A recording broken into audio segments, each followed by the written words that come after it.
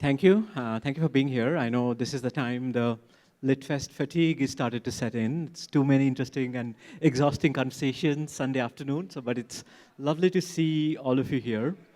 And it's a particular pleasure for me to be in conversation with Romesh Gunesekera, whose work I've followed for several years. One of the reasons I think is that Sri Lanka has been in the news of late for all kinds of reasons, and not all of them happy ones. And I think, this puts the fiction writer in a kind of a place that, how do you represent? And I think this is a anxiety with a lot of us who write from the global south in English kind of feel that, oh, we must present, this is the kind of picture, the news headlines. What I like about Romesh's work is that he's really kind of dealt with the temptation really well. His novels are not newsy. They're not, we read fiction and news for different reasons. Romesh's work draws me because there's an abidingly personal connection. There's a particular story. There's a very private story that comes out in his work. And I'll say much more about that. We'll talk about that. But I think no fiction is complete without a kind of a sample. So I'd request Romesh to maybe read a little bit, a passage that you choose, and then we'll get to the questions. Okay, thank you very much for coming. I know it's, as you say, it's not the best time of the day. Is this working okay? Can you hear me? Okay, right. Actually, I'm going to stand and read. I'll stand from here. I think I can do this. I thought I'd read you just a short extract. Take maybe about 4 minutes, really. I won't give you a lot of context because we're going to talk about this book quite a lot. But this is just a scene. I can't even remember exactly where in the book it comes. But the story is about two boys growing up in the 1960s in Sri Lanka, Ceylon as it was then. And one boy, the narrator, comes from a slightly humbler family than the others, but it's a middle-class family, basically.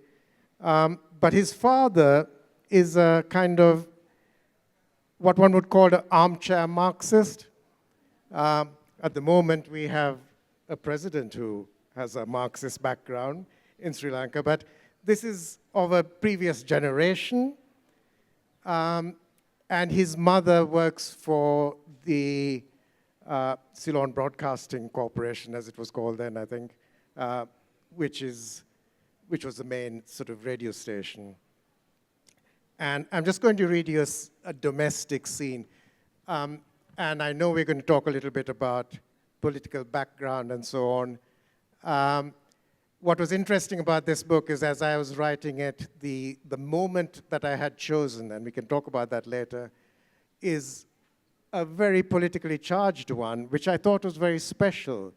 But I realized, actually, when the book was published in 2019-20, that sort of period, the news headlines were not very different from 1964, when this is set, where, the problems in the education sector, teachers going on strike. There was worries about what the free press was saying about the government. So talk about censorship. There was problems to do with language, official languages, and so on. The religious right was on the rise. The political left was finding power. So there were many, many correspondences. And it survives now as well. It's very much a similar time. But this is what was happening in the house. The black framed spectacles my father wore for reading were narrow at the bridge and thick at the sides. They were very serious. Twice a week, he would have an opportunity, before my mother came home, to fold his race paper into a small rectangle and mark it with crosses and circles. Gambling was a big thing at the time as well, and about to be outlawed. Juggling the bookies' odds against the 5.5-hour time difference, as it was then, between Colombo and Goodwood or Kempton Park in England. Then, tucking his pencil behind one ear, he'd call Siripala and hand him a clutch of green rupee notes and a scrap of paper where he'd written the time of the race and the names of the horses, and he would send Siripala to place a bet.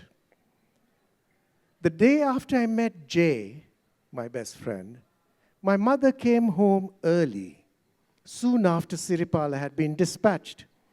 My father had settled down to the rest of his newspaper, unaware of her frustrations at the radio station where she worked, and the transformation in my life with Jay. He smoothed the damp paper to try and stiffen the headlines. She noticed the yellow pencil lodged behind his ear. "You're not betting again, are you?" "Now?" he said. "No, not now." "Where's Siripala?" He peered over his thick spectacles. "Fellow was here a minute ago." I couldn't but admire my father's ability to wriggle out of a corner. But she zeroed in, my mother. "You haven't sent him to that bucket shop again, have you? Aren't they all shut down? New law, no? Isn't that what enforcement is meant to do?" My father laughed. "That's foolish legal aspiration of the morally demented," he said. "They can ban racing here in Colombo, my dear, but you know, even this government can't stop horses running in England." "What? Are you betting on races in England?" "Yeah. We have the radio, no? So time to turn the tables. They are the jockeys, and we wear the top hats now. The age of imperialism is over." He chortled and clicked his big toe with his second in a kind of raspy salute, the way normal people snap their fingers. If you form a club, you see, you can do whatever the heck you like. The next day, my father, obscured by another screen of newsprint, flicked a finger at an item in the international section. He looked at me. "I see your Beatles have made a film," he said. The idea that popular music had become news both irritated and intrigued him. But he thought he might provide the lure for me. "What's the use?" I said. "Everything comes here 2 years after everywhere else in the world." He seized the opportunity. "You see, son, this is the problem of the economic relationship we have with the capitalist world." "With England?" I asked. "Yes. The Labour Party might get in, by a whisker at the next election in England. But Harold Wilson's economic program is not real socialism. It is up to us here in the deliberately underdeveloped world to fight for justice everywhere, including in poor England." He folded his newspaper, slowly hiding the race sheet inside as he zigzagged from one bee in his bonnet to another.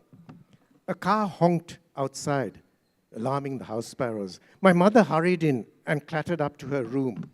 My father swiftly shoved his betting slips and pencil into the drawer of the bureau and picked up the Ceylon Radio Times.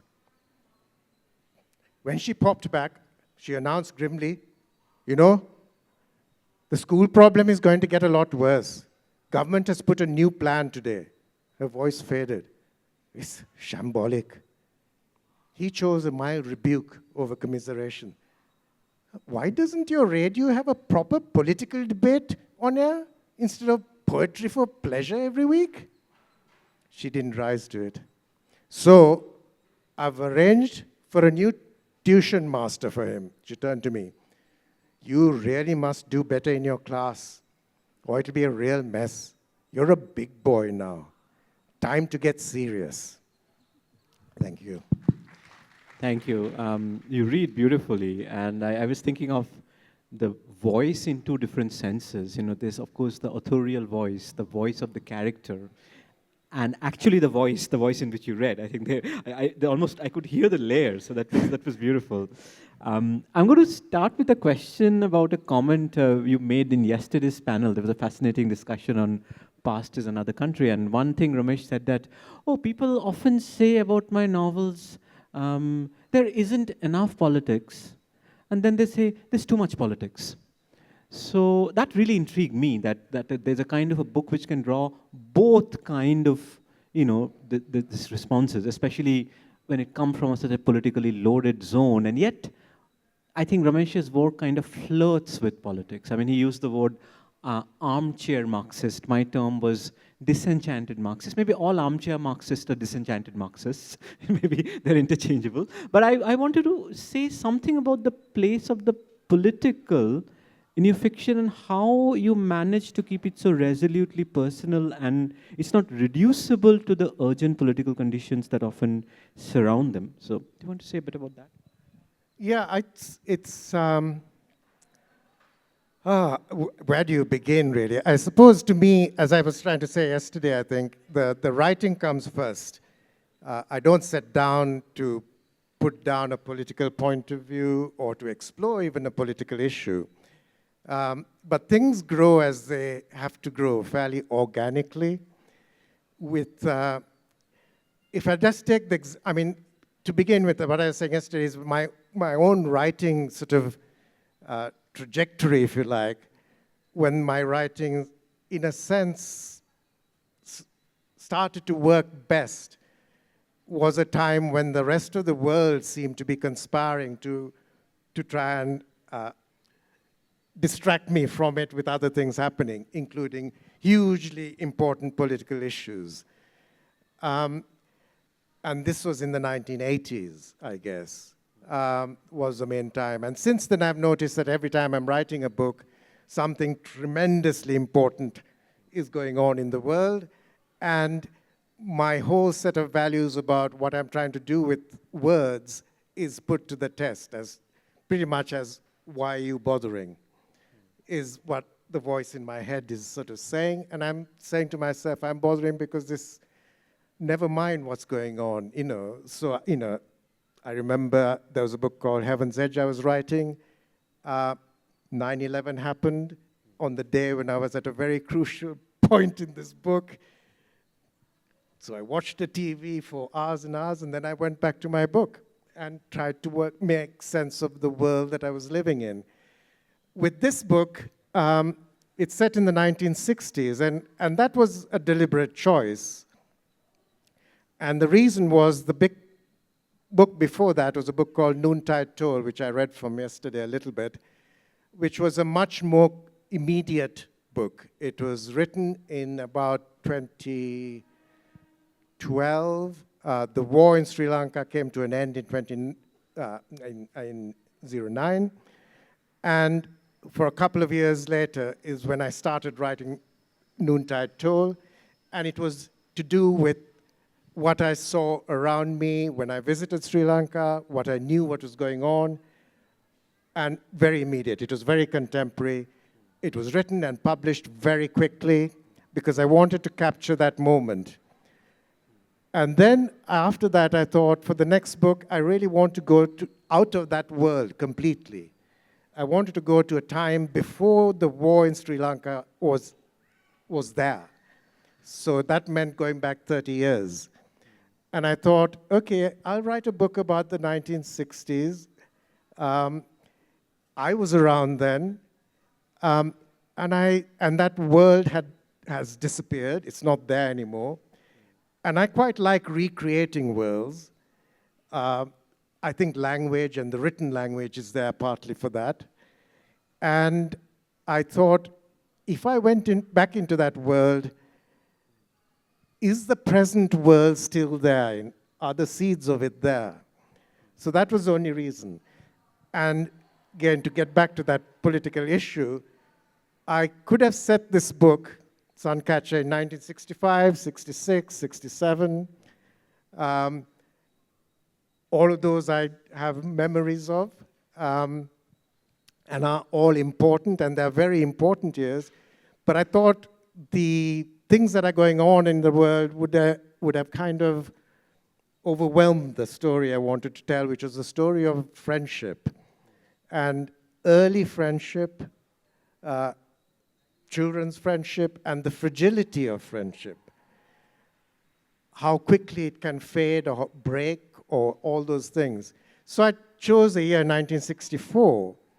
But then as I was writing it and trying to learn more about it and remembering and then trying to understand that year, I realized it was also politically a hugely important year in Sri Lanka, because that was the year that there was a coalition government.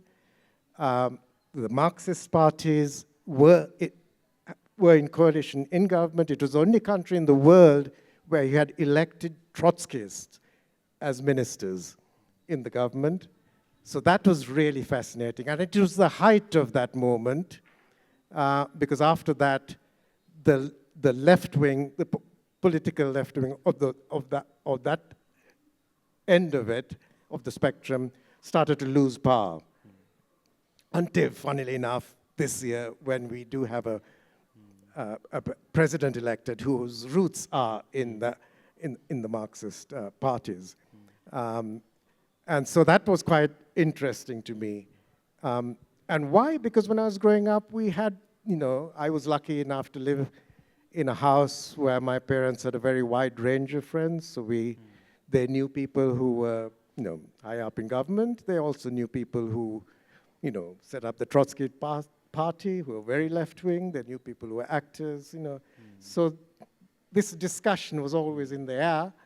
But I don't remember what happened when, the first assassination of the prime minister in Sri Lanka happened. Yeah. I know it happened. I know I was sort of there. I heard it, someone talking about it, but I don't remember too much about it.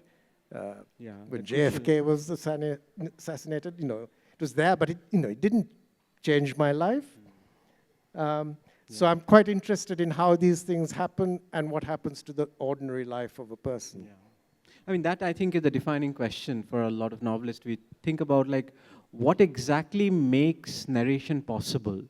Is everyday life, ordinary life without a ripple, can that be narrated? Or do we need a crisis? Do we need an event for it to be narrated? And that I think is something which plays back and forth between your work. And I'm glad you brought up the question of time, because often while reading Romesh's work, you get this very colonial Sri Lanka. I mean, we obviously reminded how colonial our subcontinent is, but very particularly the world of cricket, big bungalows, gin and tonic, there's that whole reality. And I wanted to ask you that, how do you feel that evocation of that reality sits with what is Sri Lanka today? Or is it still continue, or is it almost like rebelling against the contemporaneity and creating a different world? How do you situate that world with what we are right now? Well, I think each book speaks, for me, deals and speaks with a particular era. So there is that era. Noontide Told, the book I was talking about earlier, Noontide Told is very much about Sri Lanka immediately after the war. So it is about tourist vans, it's about big, boutique hotels, it's about really fancy cocktails, not your gin and tonic only. But then there are other books that I've written. There's a book called The Sandglass, which really covers the 20th century, and it's about families, if you like, the politics of family. Also a colonial Southeast Asia, a book set in other Yeah, parts it is very much, very much. But that book, for example, is partly the history of arak distillation, I suppose, because one of the families is very big in the arak business. There's another book, there's Reef, which some people here would know, which is set in the late 60s, early 70s. But each of these books, when they were coming out, I remember my first book was Monkfish Moon, which is set very much in the 80s. And for me, it was partly, I wasn't deliberately chronicling, but I was writing, I was writing in a place and time that I felt didn't exist in the imaginative world that I knew from reading. So in that world, which is a kind of time-space continuum, you can read a 19th century novel about Russia, and you go there when you read it. You can read about novels set in India, and you go there. You read about novels set in Trinidad, you go there, or South Africa or Australia. But I didn't, certainly growing up and even later, I didn't read anything set in a tropical island in the Indian Ocean with this particular history. And we were talking about sort of middle classes and so on, of a sort of ordinary middle class life, the shabbier end of it, if you like. Yeah. And so I was writing these stories partly for me to create this world that I can inhabit imaginatively, not just in the real world. So that was part of it. And in Sri Lanka as well, I think, you know, because this was a new kind of writing, there was some recognition. And initially, you know, it was, you know, when the first book came, who's this young man writing books about, you know, he doesn't even live here anymore. But later it was more like, okay, Monkfish Moon was 1980s Sri Lanka. Reef was really 1990s and 70s. And so Sandglass was so on and so on. Okay, right. Questions, You're yeah. moving fast. I think I wanted to, there's so many things we wanted to talk about. I love the way he talks about friendship and all that, but I see we are running out of time. And I wanted to give the audience maybe some chance to ask Romesh some questions about his fiction that we've already read or anything that has come up during the discussion. So anybody in the audience? Yes, there's a hand over there. Over there, right in front. To the right, yeah. Oh, sorry. Did you not have a hand? No, she was waving to someone sorry, else, sorry. I think. Okay. Well, if that's not the case, I mean, I'm just going to take the advantage of the No, fact there's that... a Oh, question please, here, yeah. right. Yeah. Ranveer.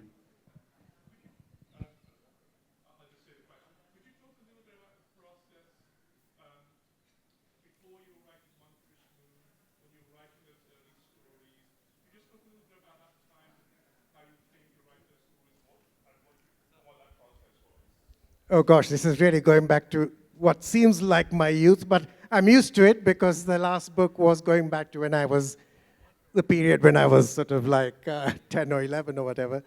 But Monkfish Moon was my first book. It was a collection of stories, and it came out in 1992, I think. I'd been writing stories for a long time. I started writing, scribbling stories and poems when I was probably about 17.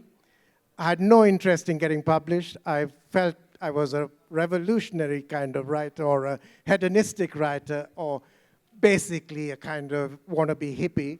And so I was just writing for the joy of writing. I was very lucky because none of my friends were writers or wanted to be writers, except for maybe one.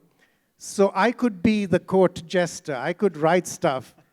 And all these other kids who were most of the time stoned out of their heads anyway, would laugh and enjoy it. And I thought, okay, this is pretty cool. I can't do much else, but I can put words together. And I had this, I know time's up, but I'll say this because people have asked in other sessions as well about things like poetry and short stories and novels. I was under the mistaken idea that you first write poems, then you try your hand at short stories. Once you get that going, get a few readers, then you try a novel. And so that's what I did over many, many years. And that's how the stories came. Later, I was told, and I discovered that most other writers just write their novel, get big advances, and have a lovely life, instead of trying hard and hard and hard and spending your life. But the result is, it take a long time, but then what you do produce, you feel has got the R's in it and will stand the test. And I'm very glad that unlike many writers who published a bit earlier, who then feel, oh, I don't want to look at those first books because they're not really what I wanted to do. Thank you so much, Romesh. That was wonderful. I'd say one of the best reasons for reading fiction is to inhabit another otherness, a really different kind of a different world, and an otherness which gives you a lot of pleasure and also makes you ask questions. And that's one of the best reasons why I would urge you to pick up Romesh's books if you haven't already. He's here. So we'll really enjoy in this world of fiction and see what a continuity this Indian subcontinent is. It's so similar and yet so different, and our times contain different knots. So thank you so much. This was lovely. Thank you very much. And thank you all for coming. That's great. Great to see you here.